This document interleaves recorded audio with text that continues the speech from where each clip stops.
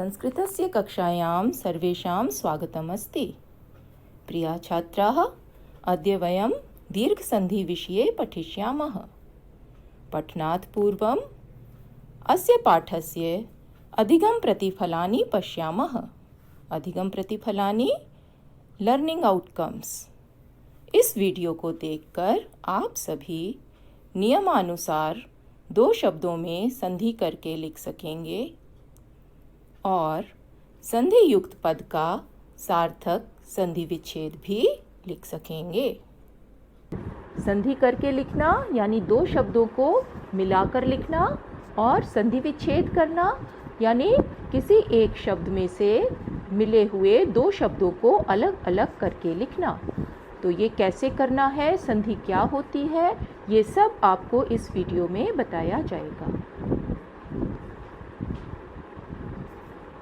जैसा कि आपको पता है, 2 वर्णों के या 2 अक्षरों के मिलने से उनमें होने वाला परिवर्तन संधि कहलाता है। जब भी कोई 2 अक्षर पास पास आते हैं तो मुंह में उनके बोलते समय ध्वनि में जो परिवर्तन होता है, जो चेंज आता है, वही संधि होती है। एतानि पदानि पश्यन्तु, इन शब्दों को देखें। राम प्लस अनुजः, 2 शब्द हैं बच्चों, राम और अनुज, और इन दोनों शब्दों को मिलाकर बना रामानुजः। रामानुजः, इसमें म में बड़े आ की मात्रा लग गई। गण प्लस ईशः, दोनों को मिलाकर बना गणेशः। ण में एक ही मात्रा आ गई। जगत प्लस ईशः, जगदीशः। जगत का त द में बदल गया। तो बच्चों, कैसे हुआ ये परिवर्तन? इन शब्दों में प्रथम शब्द के अंतिम वर्ण तथा दूसरे शब्द के प्रथम वर्ण के मिलने पर कुछ परिवर्तन होता है और एक नया शब्द बन जाता है। इस परिवर्तन को ही संधि कहते हैं।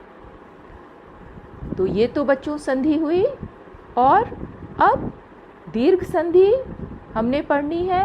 दीर्घ संधि एक स्वर संधि है। तो स्वर संधि क्या है? 2 स्वरों के मिलने से होने वाले परिवर्तन को स्वर संधि कहते हैं। आओ अब दीर्घ संधि को देखें। दीर्घ संधि यानी समान स्वरों का मेल। तो बच्चों, वर्णमाला पढ़ी है आपने और आप जानते हैं स्वर और व्यंजन 2 प्रकार के वर्ण होते हैं। तो स्वर हैं संस्कृत वर्णमाला में अ, आ, इ, ई, उ, ऊ, रे, री, रे, ए, ओ, औ। तो ये 13 स्वर संस्कृत वर्णमाला में होते हैं। इनमें कुछ ह्रस्व स्वर होते हैं और कुछ दीर्घ स्वर। ह्रस्व स्वर यानी जिन्हें हम छोटा स्वर भी कह देते हैं, छोटे अक्षर, वे जिनके बोलने में कम समय लगता है, और दीर्घ स्वर वे जिनके बोलने में ज़्यादा समय लगता है। तो ह्रस्व स्वर और दीर्घ स्वर इस प्रकार के 2 तरह के स्वर हैं। जैसे हमने देखा आ, तो अ को बोलने में कम समय लगा, ये ह्रस्व स्वर है, और आ, बड़ा आ, ये दीर्घ स्वर है। तो इस तरह से 5 ह्रस्व स्वर हैं, अ, ई, उ, रि और रि, और बाकी दीर्घ स्वर हैं आ, ई, उ, री, ए, ओ, औ। तो दीर्घ संधि में स्वरों को मिलकर दीर्घ स्वर बन जाता है, इसलिए इसका नाम दीर्घ संधि है। तो जब किसी शब्द के अंत में ह्रस्व या दीर्घ यानी छोटे या बड़े अ, ई, उ या री आए, ये चाहे छोटे हों या बड़े हों, और दूसरे शब्द के प्रारंभ में ह्रस्व या दीर्घ समान स्वर आए, तो दोनों स्वरों को मिलाकर दीर्घ स्वर हो जाता है। जैसे अ या आ के आगे अ या आ आए तो दोनों को मिलाकर दीर्घ आ हो जाता है, बड़ा आ हो जाता है। पहले आने वाले अक्षरों में चाहे पहले छोटा वर्ण आए चाहे बड़ा आए, इसी प्रकार बाद में चाहे छोटा स्वर आए और बड़ा आए, लेकिन वो समान होने चाहिए। ई या ई के बाद ई या ई आए तो दीर्घ ई बन जाती है। इसी प्रकार ह्रस्व उ या दीर्घ उ के सामने ह्रस्व या दीर्घ कोई भी उ आए तो दीर्घ उ बन जाता है। और री, आपको पता है कि छोटी और बड़ी दो री होते हैं ना संस्कृत में, तो री या री के आगे री या री आए तो बड़ी री बन जाती है। री वाले शब्द बहुत कम होते हैं, लेकिन नियम में तो ये भी पढ़ेंगे। आओ इन्हें कुछ उदाहरणों से समझें। दया प्लस आनंद, ये दो शब्द हैं बच्चों, दया और आनंद। दया में अंत में बड़े आ की मात्रा दिखाई दे रही है और आनंद में शुरू में आ रहा है, तो दया में से आ अलग किया तो दया में दय में या हलंत बच गया और बड़ा आ अलग हो गया। बच्चों, आपने वर्ण विन्यास किया है, तो जब किसी शब्द में से स्वर और व्यंजन अलग करते हैं, जब स्वर अलग किया जाता है तो व्यंजन वर्ण हलंत रह जाता है, क्योंकि स्वर के अलग होते ही उसमें हलंत लगता है। और संस्कृत वर्णमाला में आप जानते हो सभी व्यंजन वर्ण हलंत ही होते हैं। तो दया में से आ निकाला और आनंद का आ लिया तो बड़े आ के बाद बड़ा आ यानी दीर्घ आ के बाद दीर्घ आ आया और दोनों की जगह एक दीर्घ आ हो गया। दय प्लस आ प्लस नंद, और इनको अब मिला के लिखा। अब इनका संयोजन करेंगे तो दय के हलंत य में बड़ा आ मिला तो मात्रा लगी दया नंद। तो जहाँ दो अलग अलग आ रहे थे उन दोनों को मिलाकर एक बड़ा आ हो गया। इसी प्रकार गिरि प्लस ईशः, गिरि माने पर्वत तो ईशः माने स्वामी। गिरि, गिरि में छोटी ई की मात्रा है र में से छोटी ई निकाली, क्योंकि हमारा नियम है कि पहले शब्द के अंत में और दूसरे शब्द के प्रारंभ में, तो हमने पहले शब्द का अंतिम स्वर देखना है बस। र में ई की मात्रा है बच्चों, इसमें र पहले होता है और छोटी ई बाद में आती है। वर्ण विन्यास करते समय आपको पता है। हाँ, ग की छोटी ई की मात्रा में हम कोई परिवर्तन नहीं करेंगे, वो वैसे ही रहेगी। तो ई एक गिरी में से निकली, एक बड़ी ई ईश में से आई और दोनों ई को मिलकर दीर्घ ई हो गई। गिर प्लस ई प्लस श। अब इन्हें मिलाएं तो गिर का हलंत र बड़ी ई की मात्रा लगकर गिरीश बना। तो जहाँ गिरी में पहले छोटी ई की मात्रा थी, जब हम गिरी और ईश को मिला रहे हैं तो र में बड़ी ई की मात्रा आ गई। भानु प्लस उदयः, भानु माने सूर्य। भानु, इसमें छोटा ऊ है तो छोटा ऊ अलग किया तो पहले बचा भान और आगे उदयः, उदयः में से एक ऊ लिया। भान प्लस बड़ा ऊ, अब दीर्घ ऊ बन गया। दो बार छोटे ऊ थे, दो ह्रस्व ऊ थे, दोनों को मिलाया तो एक दीर्घ ऊ बन गया और शब्द बना भानुदयः। न में बड़े ऊ की मात्रा लग गई।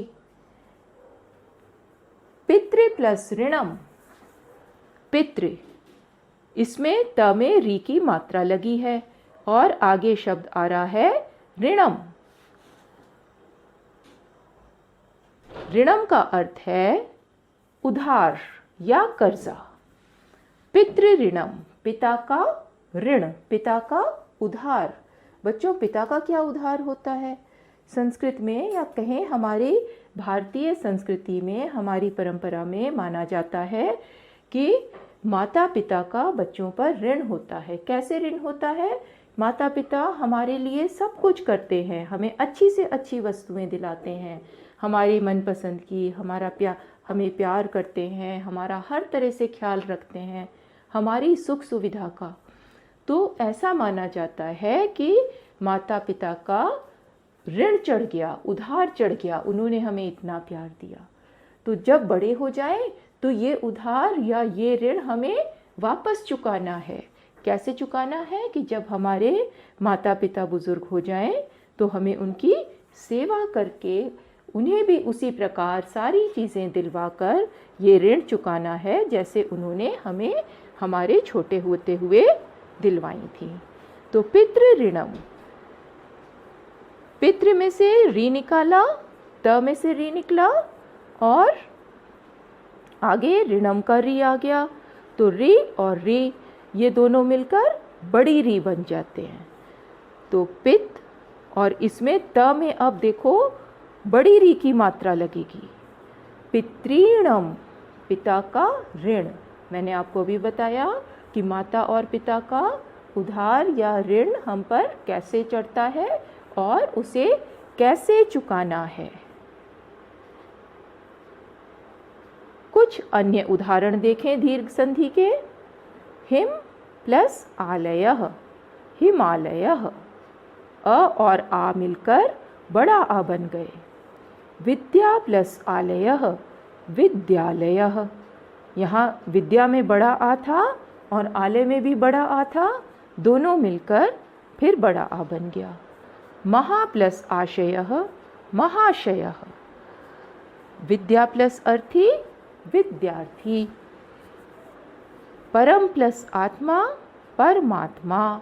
आप सामने देख सकते हो कि पहले वर्ण में से पहले शब्द का अंतिम अक्षर क्या था और दूसरे शब्द का शुरू का अक्षर क्या था, और दोनों को मिलाने से कैसे दीर्घ संधि होकर हर बार दीर्घ वर्ण बन रहा है। देखो हर बार बड़ा आ ही बन रहा है दोनों वर्णों को मिलाकर, चाहे पहले छोटा अ आए या बड़ा आए, या बाद में चाहे बड़ा आ आए या छोटा आ आए, दोनों आ छोटे हों या दोनों बड़े हों, मिलाकर इन्हें दीर्घ स्वर ही बनेगा। परम प्लस आत्मा, परमात्मा। सूर्य प्लस अस्त, सूर्यास्त। रवि प्लस इंद्र, रवि में देखो छोटी ई है और इंद्र में आगे फिर छोटी ई आ गई, तो दोनों ई को मिलाकर रवींद्र। ये अभी हमने पीछे उदाहरणों में देखा था कि गिरीश में कैसे बड़ी ई की मात्रा हो गई थी, ऐसे ही रवींद्र में। कपि प्लस ईशः, कपि में छोटी ई, ईश में बड़ी ई, कपीशः। मात्रा बेटा हमेशा बड़ी ही लगेगी, चाहे दोनों में किसी भी प्रकार के स्वर हो, बस इतना ध्यान रहे कि स्वर समान हो, तभी मात्रा बड़ी आएगी। नदी प्लस ईशः, नदीशः। अति प्लस इव, अतीव। हरि प्लस ईशः, हरीशः। परि प्लस ईक्षा, परीक्षा। तो ये ई का परिवर्तन था कि ई में कैसे परिवर्तन हुआ। अब ऊ में देखें, सु प्लस उक्ति, सूक्ति। सु माने अच्छी, उक्ति माने कहावत, अच्छी कहावत या अच्छे वचन, सूक्ति। गुरु प्लस उपदेशः, गुरूपदेशः।